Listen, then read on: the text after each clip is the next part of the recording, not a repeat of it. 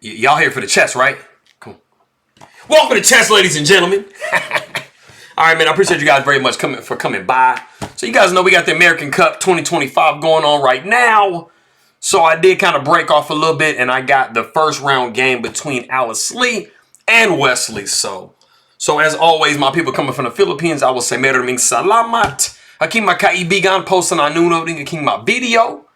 I appreciate everybody very much for stopping by. But if you guys are ready to go, like I'm ready to go, let's take a look, see what we got for this game, son. All right, man. So we got.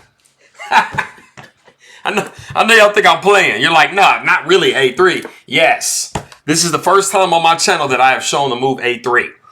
It is known as the Anderssen opening, named after Adolf Anderssen from back in the day. You know, like 170 years ago, something like that, 1850s. It's kind of like a waiting move. So this is A3 is a move that you play in a lot of different positions. So I mean, pretty much, you know, anybody's gonna kind of start playing, you know, normally in a minute. But I mean, maybe she's been watching some Magnus Carlsen or something, and she's like, man, just let's throw A3 out there. So Wesley responds kind of in similar fashion with the move H6. So they're both like making a joke. This is Blitz, so they're like, hey, man, I'm going to try to throw you off.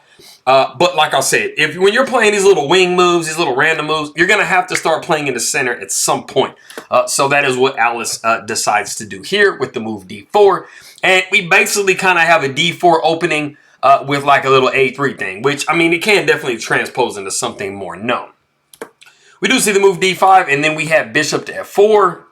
And it's kind of crazy because this is the novelty of the game. So it's like, this exact position has never been seen in all of human history. Nah, it probably has. On the database that I looked at, it was basically saying that this is like unknown territory. But it kind of looks like a London system, just with an H6 and an A3. So, I mean, anybody who plays a London, this should be familiar to you. We do see the move bishop to F5. So, I mean, Wesley is kind of playing similar to the way Alice is playing. You're getting your bishops outside the pawn chain. So we do see E3, E6, you know, typical stuff. Bishop to D3, knight to F6. And this is all really just kind of typical developing that we're doing at this point in the game. H3, you know, at some point, maybe you go ahead and drop this bishop back. You're also creating lift for your king if you get castled over there. So we do see bishop to D6. We got knight to F3, castles by black. Castles by white, knight goes to C6, and then we do see knight to C3. Not super strange, but generally you see like a C4, or maybe a little bit more strongly you see a C4, and then knight goes to C3, and you just kind of tuck that knight behind that pawn, but this is not bad either.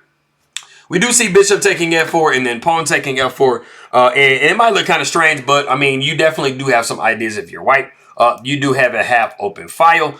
You have just brought like some extra pawns in front of your king, and you have actually made knight to E5 that much stronger. On a good day, maybe knight goes back to E2 to clear space for this pawn, and you are protecting this pawn, and then you can safely play knight to E5. So those are kind of some of the ideas that are behind these moves. We do see bishop to E4. I mean, you're literally hoping for like, you know, maybe like, let's say knight takes and then pawn takes, and then you are forked. And you're not living a good life, but we're not going to see that. We do see bishop dropping back to E2. Bishop to E4 was specifically trying to get rid of this knight so that you can just simply grab the D4 pawn for absolutely free. But Alice is like, bro, I see what you're trying to do here. So we do see bishop taking F3, bishop taking F3. We do see the move A6. We see the move G3. Just trying to make everything as solid as possible over here. And this H3 pawn, you know, we're not worried about that now anymore. We got rook over to C8. Queen goes to D3. Queen goes to D6. We do see king up to G2. Just trying to kind of protect this stuff around your king. But like I said earlier, you guys see that we kind of have a lot of cover over this king. So this king is actually living the good life at the moment. So we do see knight back to E7. The knight goes over to A4. If dreams could come true, we would be looking at knight to C5, and you would be leaving great. You would be pressuring these pawns, and you would be nice and beautifully central. So you really kind of can't let that come true. Also, you have ideas of going C4 and kind of breaking down black just a little bit. But we do see B6. So Wesley Soul says, bro, I'm not trying to make your dreams come true, bro. I'm not the dream, I don't know what I'm trying to say. the dream person that makes your stuff come true. Anyway, queen takes a6. We got rook to a8. Queen to b5. We got knight to c6. Now, black has given up a pawn, but they are trying to possibly get this knight into this square here on c4. And it would be much more improved than on e7. So after knight c6, rook f goes to d1, protecting the d4 pawn. We do see queen down to b4. And it's crazy because like trades actually seem good for white because you are up a pawn at the moment. It's crazy because it is not giving, it is giving, you know, pretty good for black in these situations. You know, queen taking here, you would be looking at pawn taking, the knight would come down, redirect, something like this. So maybe you could take advantage of the 4 square. So we do not see that trade right now. So the queen goes back to d7. We do see b3. We got rook f going over to c8. The knight goes down to b2. We see the move c5, pawn takes c5, pawn takes c5, and then we do see queen coming back to d2. And something you should notice about the situation is, even though this pawn is in the way, of course, you do have a lot of pressure with the rook and the queen coming against this queen right here. So black has to kind of be a little bit careful. Also, we do have a little bit of pressure right here. So you got to move very specifically. We do see the move c4. Knight takes c4. It might look kind of strange, but like I said before, pawn taking is not an option because you would be throwing a piece away after queen takes and the rook takes d7. You do see knight taking c4, pawn taking c4, rook taking c4. The queen goes up to d3. We got queen going over to c7, and then we do see rook to a2. And that's where the move a3 kind of comes in handy now because you have created a little bit of space for your rook to kind of do a little mini rook lift and now protect this pawn right here. So we got rook down to c3, and then we do see the move queen to e2. And the crazy thing is, it's pretty much giving dead even. Even though white does have an extra pawn at the moment, and they have this completely passed pawn. So it kind of looks like it's white for choice. I think that pretty much like in all of the earth, basically anybody's going to say, hey, man, I like white because, I mean, I'll look at it and I like white right now, too. We got the move g6. We do see the move rook to d3. Trades would definitely favor white just a little bit. So as black, you really kind of need to avoid this. So the rook goes up to c4. Rook goes over to b3. We got knight back to d7. The rook goes up to b7. And this is actually kind of cute. If you guys can see the idea here, the queen taking on b7 would be pinning this pawn down. So it would look something like queen taking b7, and then the queen would take here on c4. And you really don't want to take back because you would be looking at bishop taking here. And then you have traded down, which is not what you're trying to do because now white can kind of push this pawn. So we would be looking at that. But after we see rook to b7, we see Wesley so avoid that and just simply settle down into the c6 square. We got rook down to b3. Rook c goes to a4. Now, this is a common idea to use rooks against an outside pass pawn. One of the major things that Wesley so needs to be making sure he's paying attention to, which it looks like he does, is trying to make sure that this pawn can literally never go anywhere. If white starts to get that pawn rolling, it gets deeper and deeper into black's position. These pieces become really, really passive, and this actually like gets white into a really, really beautiful position. So we cannot allow that at all. The queen goes up to d3. We got queen back to c7. We see rook to c3. Queen goes to d6. We got queen creeping up into b5. And, you know, we have just undefended the a3 pawn. It is hit a lot of times, but the move queen to b3 is attacking this knight that would be undefended after all those trades go down. Knight goes over to f6, so Wesley so recognized that, so he rectified the situation. So now white has to do something. We do see rook going to c6, hitting the queen. Queen goes back to d7. We got the move c4, and actually this is kind of a puzzling move because this just gives a pawn away for nothing. This rook is currently pinned to the queen. So after rook takes, you cannot take back with the rook because the queen would be hanging. So you pretty much just give the pawn away, and I think you know, we're down to like 10 seconds. This is a blitz game. So I think that that's something that Anderssen just kind of overlooks real quick. So, I mean, you know, to err is human. So we do see rook going over to b6, offering a trade. We got rook c to a4. Queen goes down to b3. Rook 8, a7. We got rook to b8 with check. This is probably kind of trying to gain a little bit of time. Maybe a little bit of a spite check situation because Anderssen is kind of getting low on time. We do see king going down to g7. We got queen going over to c3. And we are hoping for like G4, G5, and then we just win the entire game. And this is pinning this knight down here to the king. So, I mean, it's actually a pretty good move. We do see queen going to C7, trying to break the pin. We got queen going to B2. We got rook to A8. The rook goes down to B7. And we kind of have a little zigzagging going on. And we do see the move rook to B4. Now, like I said, white has to hold this A pawn here if they are to have a chance. So kind of before we get to this point here, the best move in the position was rook to B3, just pretty much defending the pawn. You're really not making any progress, but at least you're not giving the pawn away. So the move rook to B4 in time trouble is made, and it is going to allow black to win a pawn. So we see rook taking, pawn taking, rook taking, queen taking, and then pawn takes. And you can see that black is now one pawn to the good. So this is exactly where Wesley So wants to be. Not only do they have an extra pawn, but the pawn structure for Alice Lee is kind of damaged just a little bit over here. And they do have a completely passed pawn over here. So, I mean, everything is everything if you are Wesley So. The final boss of chess.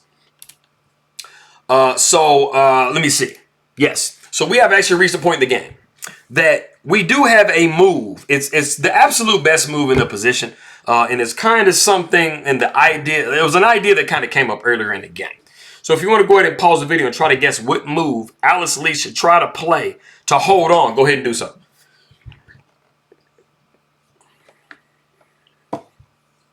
Okay, so it's actually kind of a move that happened earlier in the game.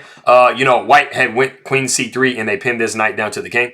So, you know, Alice is actually in a really bad position at this point. And you can either basically find computer moves, or you can basically just, the game is going to slip away from you.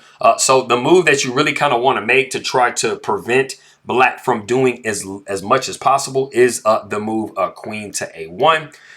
You would be looking at black going d4 because they absolutely have to break this pin, because like I said before, the knight is not able to move and the king literally can't go anywhere because you're just going to be dropping the knight. So it's a really, really uncomfortable pin to have to deal with. But we did not see that in the game.